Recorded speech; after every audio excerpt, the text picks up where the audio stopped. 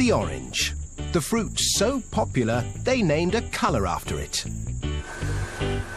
America glugs through 2.5 billion litres of the sweet juice every year, and most of it comes from Florida, where they harvest and squeeze over 30 billion oranges a year to keep the juice flowing.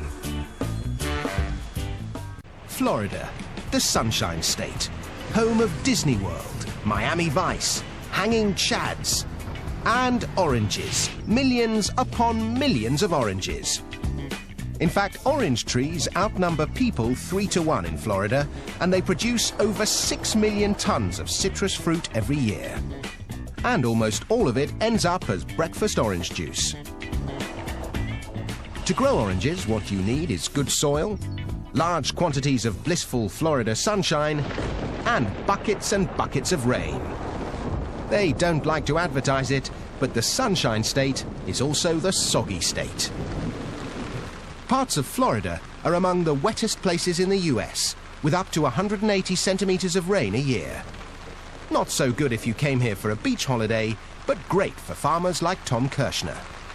This is what adds up to giving us a good environment to grow citrus, adequate rainfall to produce large crops with lots of juice in them. Thanks to the sizzling sunshine and dismal downpour, Tom's able to grow 5 different varieties of oranges here. They do this because each variety ripens at different times of year, which means you can enjoy OJ all year round. But how do they know when an orange grove is ripe for harvesting? To guarantee that the juice will be liquid sunshine, the sugar-to-water content is analysed, yielding a measure known as the Brix. When it's at least 10% sugar, the oranges are ripe for the picking. But there's no substitute for the taste test. Can't beat that. Ready to make orange juice. The fruit might be tasty, but it's not going to make juice if it's left on a tree. They need to be picked, and with millions of oranges ripening at once, they need to be picked fast. If you want to get fruity in a hurry, you need one of these terrifying contraptions. Or as they like to call it here, the Oxbow 3220. This magnificent machine is what's known in the trade as a continuous canopy shaker.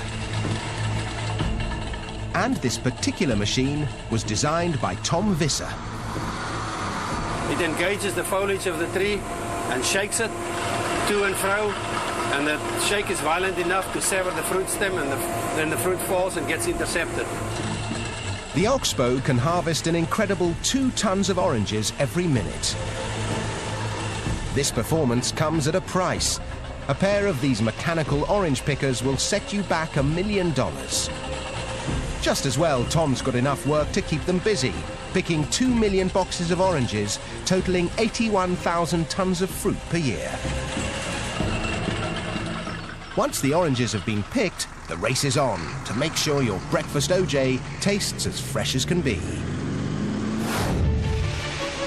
So the fruit is shipped out in these 400 horsepower transport trucks, 20,000 kilos at a time. The trucks bring them to an OJ processing plant, like this one in Lake Wales. Dave Crumbly makes sure they don't run out of oranges. We'll do about 200 of these trucks a day. And each one of these trucks will hold about 120,000 oranges. In 24 hours, we'll be about 24 million pieces of fruit that will run through here. So, more often than not, Dave gets his daily dose of vitamin C. To begin with, the oranges are washed out of the trucks. The fruit is then carried along 2 kilometers of conveyors into the processing plant where it's graded. The oranges are separated by size, and it's time to extract the juice. But these days you won't find gangs of sad-looking orange squeezers with sore wrists. This is orange juice squeezing on an industrial scale. This fearsome machine drops each orange into a ring of metal prongs, which squeeze out the juice before ejecting the pith and peel. From orange to OJ in the blink of an eye. Of course, when it comes to OJ, the world is divided into 2 great opposing camps. One likes it smooth, the other with bits. So a load of the pulp that has been carefully screened is added back into the juice to create the wholesome, authentic OJ with all the good stuff still in it.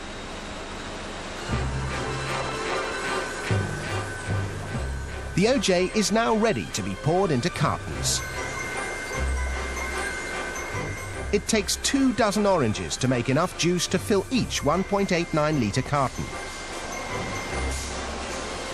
But quantity counts for nothing unless the quality's good enough to keep orange juice the world's favourite breakfast tipple.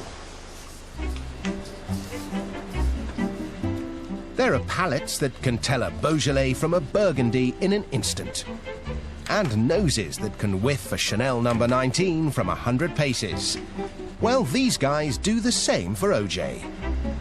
An expert OJ taster can spot minute variations in taste, composition and acidity. Doesn't have a very much oily feeling either, does it? There are 11 different measures of quality. Only when a batch of OJ ticks every box is it fit to be shipped. All that effort means this factory alone turns 3 billion oranges into over 250 million litres of juice every year, which makes delicious fresh OJ a luxury we can all enjoy. I love oranges. I love orange juice. Nothing any better.